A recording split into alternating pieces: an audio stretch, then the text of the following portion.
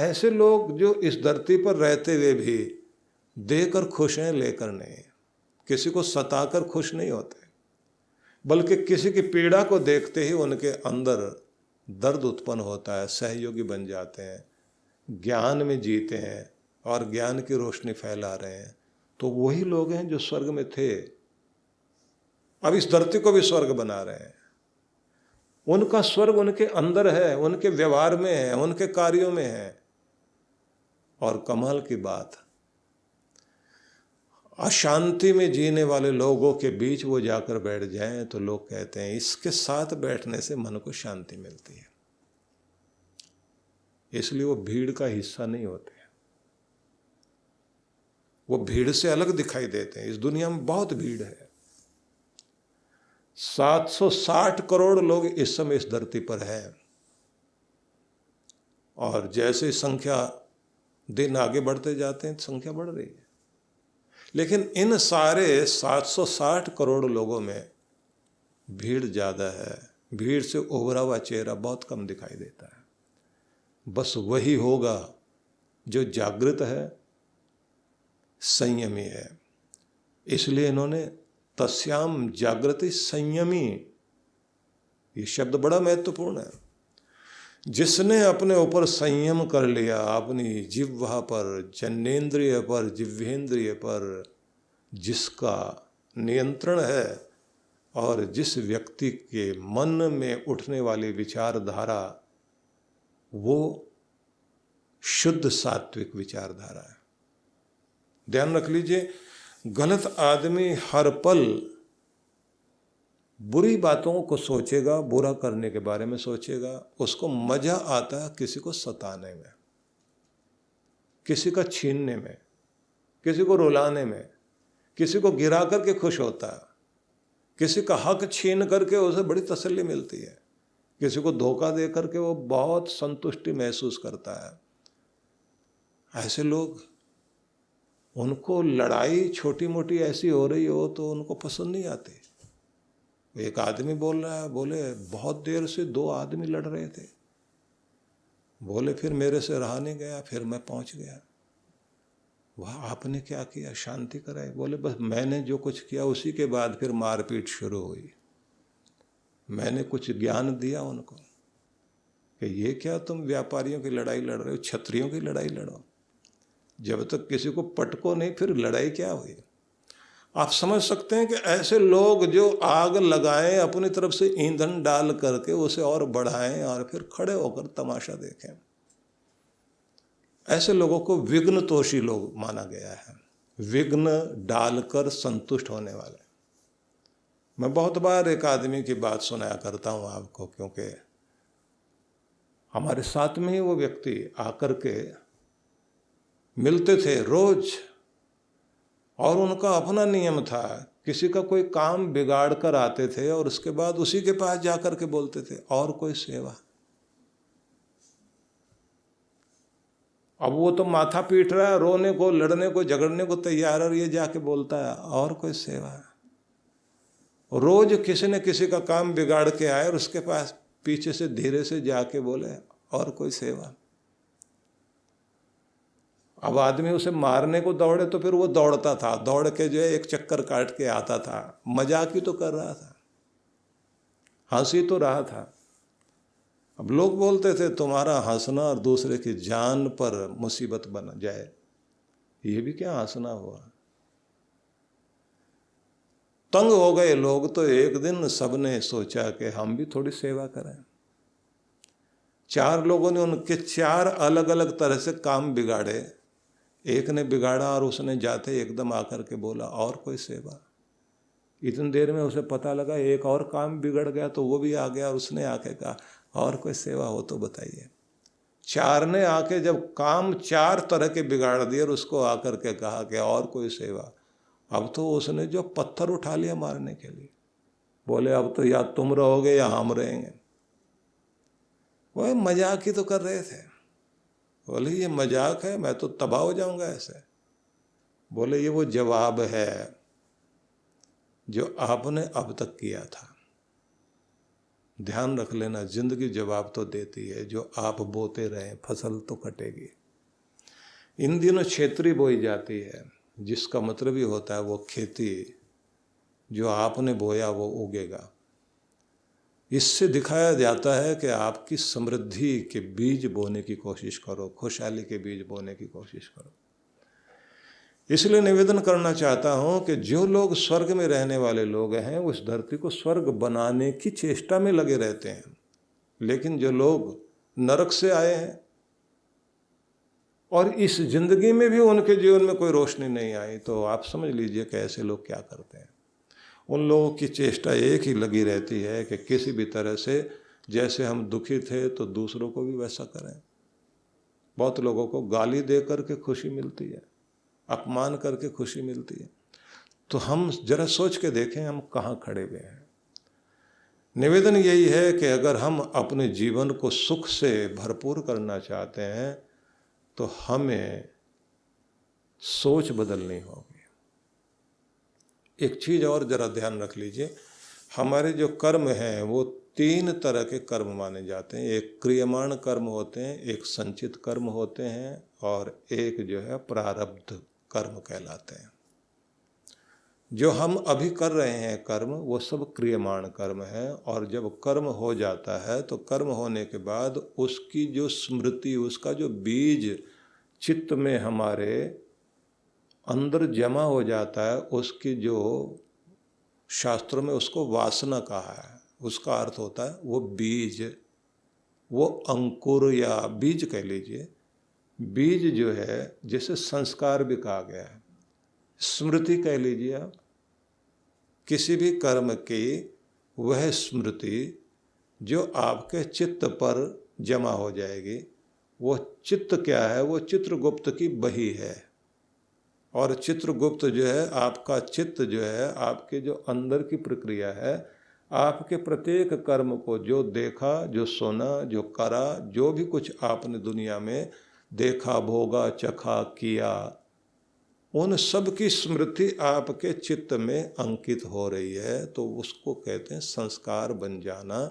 और जब वो जमा हो जाता है, जब उसको हम कह देंगे कि ये फिक्स डिपॉजिट हो गया, तो उसे कहा जाएगा संचित कर्म, जो संचय हो गया है।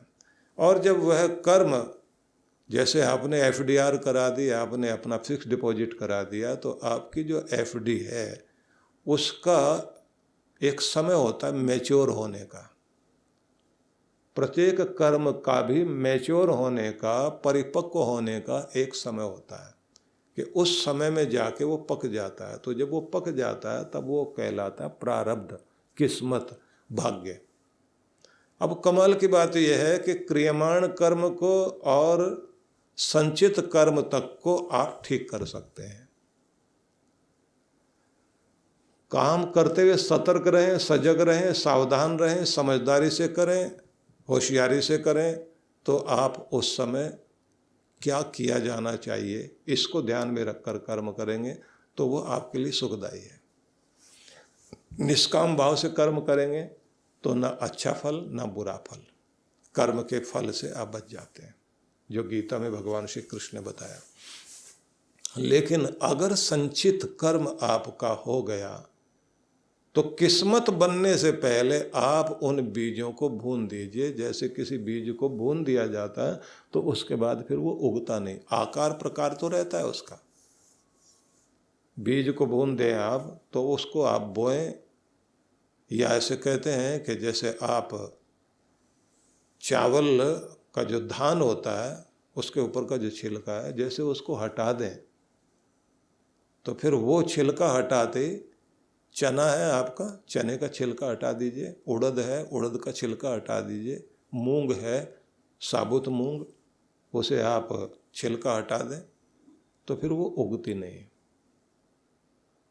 ऐसे कहते हैं कि आपके 7 स्मृतियों का, वासनाओं का जो छिलका है उसे उतार दो, बस वहाँ से मुक्ति, फिर मोक्ष है।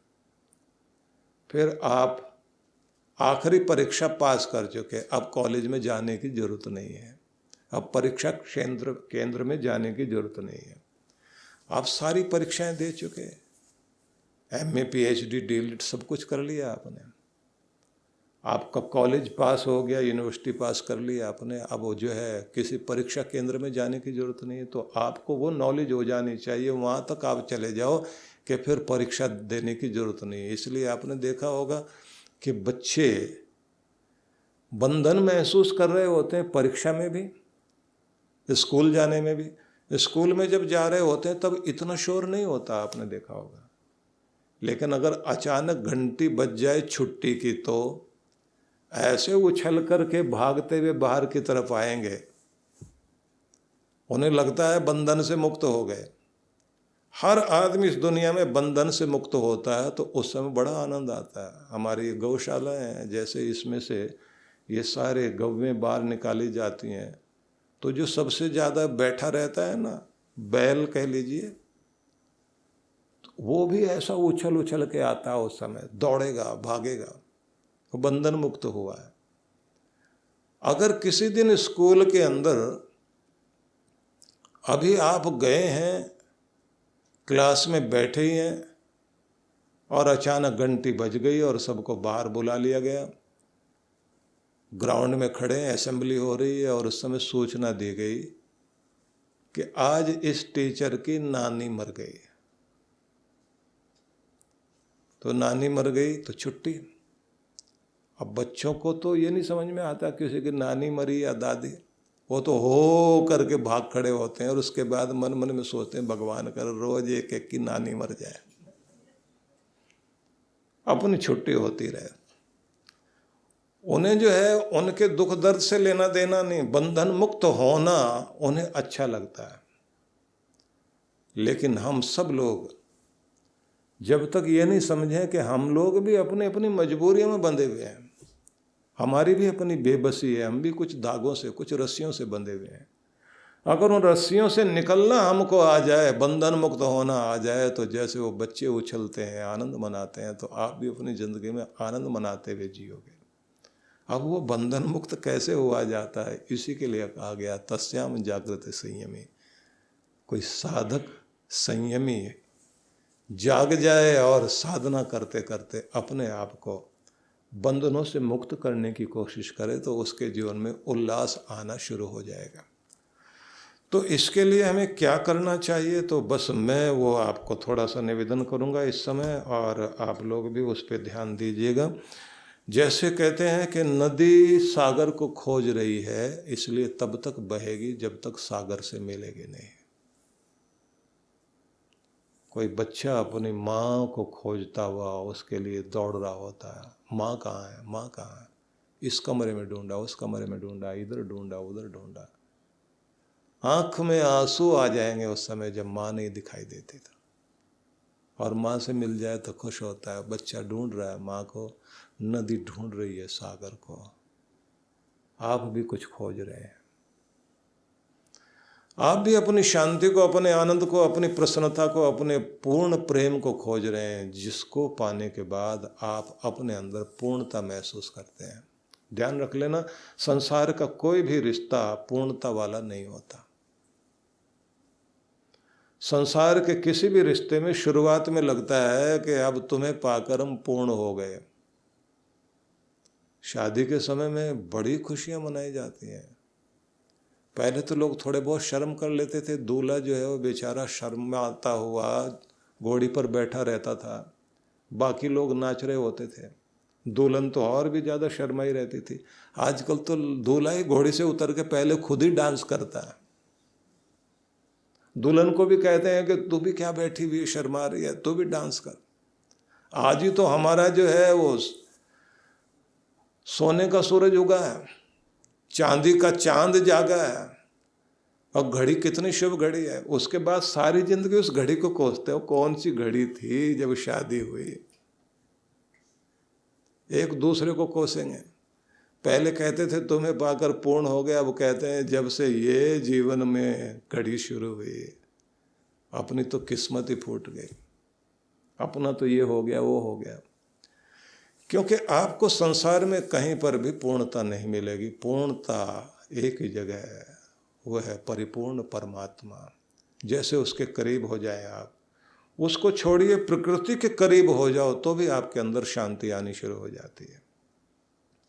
पंछी जहाँ चहचहा रहे हों वहाँ जाके बैठिए, नदियाँ बह रही हों, झरना ऊपर से नीचे जो है झर रहा हो वहाँ जाके बैठिए, जहाँ फूल खिल रहे हैं वहाँ जाके बैठिए, क्योंकि पूरी प्रकृति, पूरी सृष्टि, सब जगह आनंद है आदमी को छोड़ के। आदमी कहीं भी चला जाए, अच्छे भले वातावरण को खराब ना कर दे तो फिर यह आदमी क्या हुआ।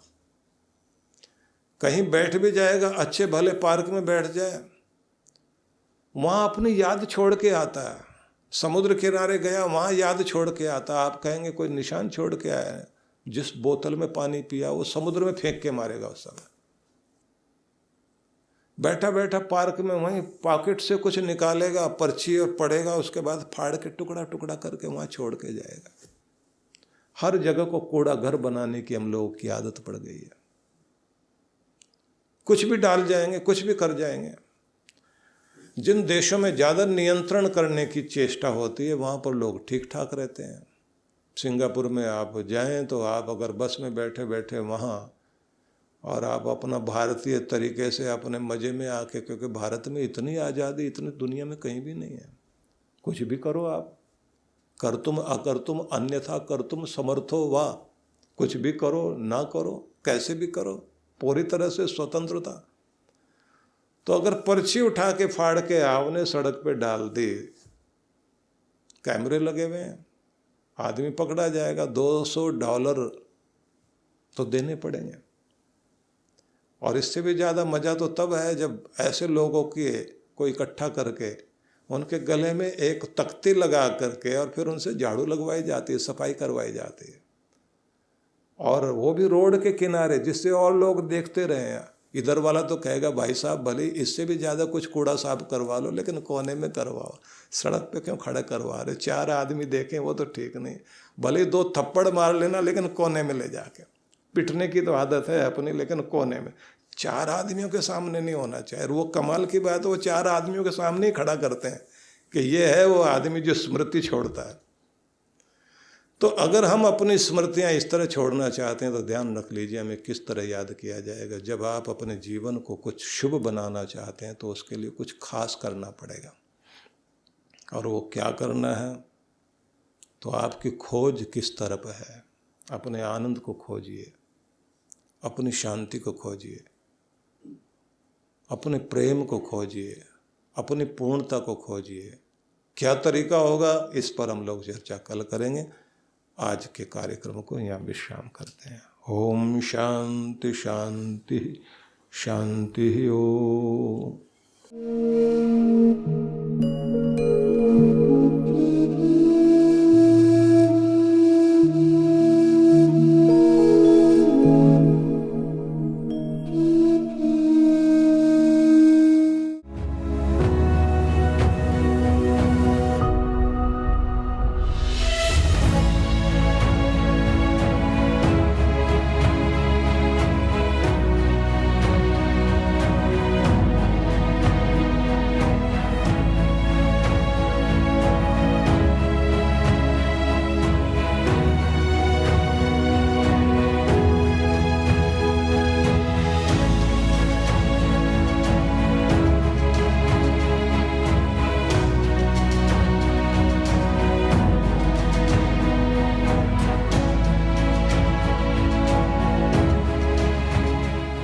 सभी भक्तों के लिए बहुत बहुत आशीर्वाद, बहुत बहुत शुभकामनाएं, और सभी को आमंत्रित कर रहा हूं मैं ऋषिकेश हिमालय गंगा तट पर बैठ कर के हम लोग प्रत्येक वर्ष की तरह इस बार फिर साधना में, ध्यान साधना में शामिल होंगे।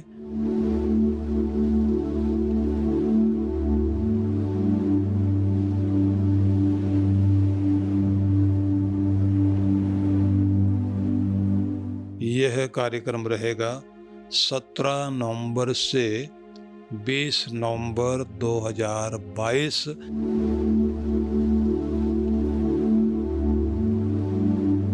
तो आप परमार्थ निकेतन में गंगा तट पर और हिमालय के उस आंगन में जहाँ श्रद्धा भाव से प्रत्येक वर्ष हम लोग साधना करते हैं, इस बार की साधना बहुत अद्भुत होने वाली है। उसके संबंध में अलग से आपको जानकारी देंगे, क्या क्या लाभ आपने उसमें प्राप्त करना है। बस अब से तो इस समय यही निवेदन करूंगा कि आप लोग तैयारी कर लीजिए, और जो लोग हिमाचल में नहीं जा पाए थे, मनाली नहीं जा पाए थे, तो उन सब के लिए अवसर है कि वो ऋषिकेश अवश्य पहुँचें। और इस बार इस बात का भी ध्यान में रखा गया है कि पहले जैसे जो है वो एक समय होता था कि जब बहुत भीड़ भाड़ हो जाती थी गंगा तट पर, इस बार ऐसी तिथियां रखी गई हैं कि जिससे आपको पूरा अवसर मिल सके और शांति में आप जो है वहाँ साधना भी कर सकें, गंगा स्नान भी हो सके और वहाँ की आरती में भी भाग ले सकें। तो आप सभी के लिए बहुत बहुत आशीर्वाद, मंगल कामनाएं और आमंत्रण भी